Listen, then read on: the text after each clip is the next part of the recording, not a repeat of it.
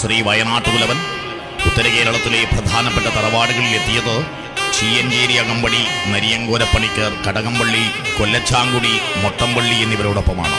വയനാട്ടിലെ സമ്പൽ സമൃദ്ധികൾ ഈ ഉഗ്രമൂർത്തിയുടെ ദാനമാണെന്ന് മനസ്സിലാക്കിയ ഈ സംഘം അവരോടൊപ്പം വരണമെന്ന് അപേക്ഷിച്ചപ്പോൾ നിലവുണ്ടെങ്കിൽ കനിവോടെ സാധിച്ചു തരുന്നതാണ് എന്നോതി ഒരു പിടി തീക്കനൽ വാരി ചീയഞ്ചേരി അകമ്പടിക്ക് നൽകി. കയ്യിൽ ചൂട് പറ്റിയപ്പോൾ അകമ്പടി കനൽ കോരപ്പണിക്കർക്ക് കൊടുത്തു. പണിക്കർ കനൽ ആദരവ്